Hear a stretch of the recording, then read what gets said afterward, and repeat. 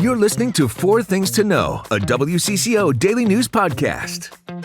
Today is Thursday, January 22nd. I'm Maria Lisignoli. And I'm Johnny Connor. Thanks for listening to Four Things to Know. Our top story today, Democratic Senator Amy Klobuchar made the first steps in entering Minnesota's governor's race. That's according to a source close to the senator. Esme Murphy has more on today's announcement. Well, we have some breaking news into our newsroom. Senator Amy Klobuchar has filed paperwork with the Campaign Finance Board, the state Campaign Finance Board, to run for governor. This does not mean an official announcement has been made. A source close to the senator says that an announcement is coming in the next few days. She will make her intentions clear. However, Senator Klobuchar, who I've covered for many years, is not one to issue frivolous statements. So I think the fact that she is filing is very significant and certainly indicates that an announcement from her is coming very, very soon. She's filing the paperwork with the Minnesota Campaign Finance Board. That's where you have to file if you're running for a statewide election. Senator Klobuchar is a four-term U.S. senator. She's in her fourth term. She has won each of her races very decisively, increasingly decisively, I might add. Before that, she was the Hennepin County attorney. Senator Klobuchar has not made a statement yet, but a source close to her says that she has filed this paperwork with the Minnesota Campaign Finance Board and that an announcement is forthcoming from the senator in the next few days. Number two today, ICE says it did not target a 5-year-old boy. They say that boy was abandoned. His name is Liam Ramos. Leaders from Columbia Heights Public Schools said yesterday he was taken by ICE with his father while they were both in their driveway after just arriving home from preschool. Columbia Heights Schools claims the child was used as bait. According to them, agents made Liam knock on the door asking to let them in order to see if anyone else was home. The district superintendent, Zena Stenvik, says Liam's family is far from alone. Why detain a 5-year-old? You can't tell me that this child is going to be classified as a violent criminal. 2 weeks ago, a 10-year-old student, 4th grader, was taken by ICE agents on her way to elementary school with her mother. During the arrest, the child called her father on the phone to tell him that ICE agents were bringing her to school. The father immediately came to the school to find that both his daughter and wife had been taken. In response to this story, Homeland Security posted on X that the 5-year-old's father, quote, fled on foot, abandoning his child. For the child's safety, one of our ICE officers remained with the child while the other officers apprehended his father. The agency also said that parents are asked when they're detained if they want to be removed with their children. Otherwise, ICE will place the children with a safe person that the parent designates. They said his father was undocumented. Number 3, you may have woken up to an Amber Alert on your phone last night, and the Sherburne County Sheriff's Office now says the child is safe and a suspect is in custody. A public safety alert went out yesterday saying a 7-year-old girl was missing and was last seen getting off the school bus in Zimmerman. People in that area were asked to check their Ring cameras and property. Law enforcement got a call just before 1 a.m. that led them to a car more than 2 hours south in Albert Lea. Thankfully, they found the little girl safe inside and arrested the driver. Sherburne County Sheriff's Office Commander Ben Zawacki says the 7-year-old and the 28-year-old man who they say abducted her had some kind of tie on social media. We tell parents to monitor the social media used by their children, especially young children. There's just way too much access by people that would want to do harm. So you have to know what your children are doing on social media. The 28-year-old abduction suspect is behind bars. Number 4, we're talking about the cold weather. We're already seeing a handful of school closures tomorrow. District leaders tell us extreme cold is easier to predict, but when it comes right down to it, each district sets its own guidelines. In St. Paul, the deciding threshold is a forecasted wind chill of minus 35 degrees or colder at 6 in the morning. And a lot of schools also follow that, including Rosemount, Apple Valley, and Eagan, and also Shakopee and Minneapolis. Overall, districts set similar benchmarks, but they alert families at different times. These districts aim for evening decisions when forecast confidence is high. But district leaders also say extreme cold is easier to predict than a precipitation forecast. St. Paul Public Schools Director of Communications, Erica Wacker, says it's likely families will know early this time around. The goal is to be in school. If it's safe to be in school, we want people to be in school. And we know it's a hardship either way on parents and staff to have to adjust plans on short notice, but this is Minnesota. We have winter, we have weather that we deal with all times of year, but our goal is always to give people as much notice as we possibly can. And a reminder for you, Minneapolis schools will not have classes tomorrow because it is a teacher workday. You can see the latest closings and next weather alerts right now and anytime on our website, WCCO.com. Now let's check in on our forecast. Next weather meteorologist Adam Del Rosso checking in on this frigid Thursday, and it's only going to get colder. We've got a next weather alert in place, as well as extreme cold warnings through tonight as actual air temperatures are going to be falling into the teens below zero, close to 20 below zero as we're waking up tomorrow morning. You factor in a gusty northwest wind, which at times this afternoon is going to be gusting upwards of 35 miles an hour. It's going to drive wind chills down near 40 below here in the metro. We're not going to warm much tomorrow either.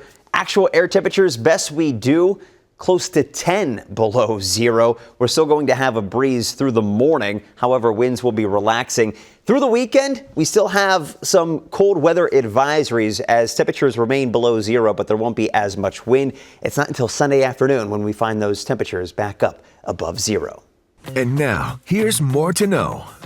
This morning, the U.S. Department of Homeland Security updated the public on its immigration enforcement operations in Minnesota. Leaders of Operation Metro Surge claim protesters are purposefully interrupting their federal operations and making it harder for ICE agents to get who they call the worst of the worst off the streets. Frankie McLister was at their press conference this morning. Here's his report. It was a joint press conference with Border Patrol Commander-at-Large Greg Bavino and ICE's Executive Assistant Director of Enforcement and Removal Operations, Marcos Charles. Now, they say that they've now arrested over 3,300 since they launched Operation Metro Surge right here in Minnesota, and those are numbers right there that we haven't been able to verify. Now, Charles claims that protesters are trying to defend those who committed crimes. The people we've arrested are here are not people you want living next door to your families, your children, your parents, or your best friends. This mission's ongoing until there are no more of those illegal aliens roaming the streets of Minneapolis. Now, Bavino also criticized Minneapolis police for not helping what they say during yesterday's protest. And when the press asked if they called for help, he only mentioned that they did at some point. Now, we've reached out to MPD for their take, and he says that also several thousand agents remain right here in the state. Vice President J.D. Vance is in Minnesota today. The White House says Vance plans to meet with ICE agents today and defend their immigration operations. His office says he'll host a roundtable and deliver some remarks. As of this recording, he has not spoken publicly yet. Vance's visit comes days after the Justice Department subpoenaed several Minnesota officials as part of an investigation into whether state and local leaders have obstructed federal immigration enforcement efforts. Before heading to Minnesota, Vance gave remarks about Minneapolis at a speech in Toledo, Ohio. Now, I'm headed from here to Minneapolis, where we're going to talk with some of our ICE agents, talk with local officials about how we can turn down the chaos. And my simple piece of advice to them is going to be, look, if you want to turn down the chaos in Minneapolis, stop fighting immigration enforcement and accept that we have to have a border in this country. It's not that hard. WCCO will be there for the VP's visit and meetings. Look for updates on air and online at WCCO.com. We're learning there have been 3 arrests after a protest at a St. Paul church. Protesters disrupted a service at City's Church last Sunday over Pastor David Easterwood's role as acting director of the ICE field office in St. Paul. Attorney General Pam Bondi announced this morning that she directed agents to make those arrests. They include social justice activist and lawyer Nikema Levy-Armstrong, along with Chantel Louisa Allen. She's an elected board member of the St. Paul School Board. Bondi says Levy-Armstrong allegedly played a key role in organizing what she calls the attack on City's church. The third arrest today was for a man named William Kelly. He's been an outspoken protester. Bondi ended her statement by saying, quote, "More to come." We're learning new details about a clash between protesters and police near the U of M. Take a listen to what it sounded like last night. To the group protesting at the Graduate Hotel, do not tamper with the barricades. You may be subject to arrest. Anyone going beyond the barricades may be arrested for trespassing. As you can hear, demonstrators made noise to disturb the federal agents they say were staying inside the Graduate Hotel last night. University police told us they had to use chemical irritants on the crowd to stop them from throwing objects or breaching security barriers. U of M sophomore Jack Opts said it was very scary. I've been standing in the crowd, I've been, clapping, trying to make noise, and they've been bear spraying people in the front of the line, and you can feel it coming, in the wind because the wind's blowing towards us.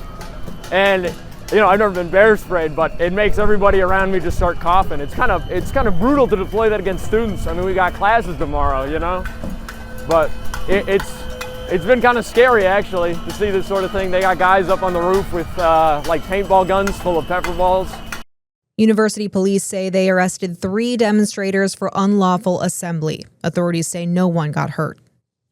As we hear more stories of ICE impacting schools, St. Paul Public Schools is now offering a virtual learning option that starts today. It's for families feeling uncomfortable traveling to and from school or work. District leaders say this temporary option was made in collaboration with their educators union. Staff have had the past 2 days to prepare to teach students in the classroom and online. So far, officials say more than 6,000 students have opted in. That's about 20% of students. There is no set end date for the virtual learning option. Leaders say the need is going to be reviewed on a weekly basis. The federal immigration activity also continues to impact workplaces across Minnesota. Small business owners like Rodrigo Cardoso with Inter-American Services are gathering to call for an end to ICE operations. We need the support of all our Congress representatives, House of Representatives, and we need the Congress to act, and request and limit the ICE operations. We need ICE out of our business, out of our homes, out of our streets, out of our city, out of our state, and out of our lives. Hundreds of local businesses are planning to close their doors tomorrow to support the movement they're calling Minnesota's Day of Truth and Freedom. Union representatives and community members are urging all Minnesotans not to go to work, school, or go shopping in response to Operation Metro Surge. Let's get to some sports headlines. Good news for the Vikings, Maria, in my opinion at least, and in many fans. Defensive coordinator Brian Flores agreed to come back. That's if he does not get a head coaching job. So he signed a contract extension. Assuming he doesn't get a job, he'll be back as the defensive coordinator next year. The Timberwolves have slipped a bit. 3 losses in a row. The Chicago Bulls now in town tonight. Maxey says the fourth quarter defense has been a big problem, but they know it's an easy fix. That's according to Rudy Gobert. And defensively, we just compete. Come in to get every loose ball. Come in with physicality. Come in with a mindset of, winning our matchups. Usually good things happen. And the Wild back at home tonight against Detroit. Late puck drop though, 8:30. It's going to be freezing cold too. It's time to take a breath with your Daily Bright Spot. The nominees for the 2026 Oscars were announced this morning. Bleeding into most of the categories was Sinners, a vampire horror that broke records with 16 nominations. The single feature was nominated for Best Director, Best Original Screenplay, and Best Picture, among other nominations. A few other notable films for Best Picture include Begonia, Hamnet, and Marty Supreme. The only one I've seen is Marty Supreme, which I liked a lot. And you've seen Hamnet, right? I've seen all of them except for Marty Supreme. Really? Yeah. I'm going to watch that one soon though. Because you've also seen Sinners? Yeah, I've seen I'm a huge Oscar movie. Wow. I try to watch all of them every year. And so we have still some time until the award ceremony, but I definitely want to watch all of them. My favorite nominee for Best Picture was Sentimental Value, which is a foreign film, but it is beautiful. I don't know if it's going to win. One Battle After Another was another great one, and I feel like a lot of people loved that. Johnny, I think you would like that one. What's that one about? That's the Leonardo DiCaprio one. No, you don't. Not ringing a bell? Not ringing a bell. Oh, Johnny. I don't see very many movies, You though. really don't. He's like the one Gen Z person that like isn't on social media, doesn't see a lot of movies or TV, but you know what he does? He reads and watches sports. Yeah. And really, that is amazing. Really empowering stuff there. I love it. Yeah, I mean, everyone's been talking about, I've heard Sentimental Value a lot from people. Mhm. I haven't heard of Sinners, though, but I would never see a scary movie. It's just not up my alley. No, it's not too scary, to be honest, but yeah, I guess if you don't like scary movies, don't go see it. Oh, well, yeah. Love Oscar season. It's always very fun. Well, on that note, thanks for listening here to 4 Things to Know. With Johnny Connor, I'm Maria Lizignoli, and we're here with the news you need every weekday afternoon by 3 o'clock. Listen to 4 Things to Know, a WCCO daily news podcast, wherever you get your podcasts.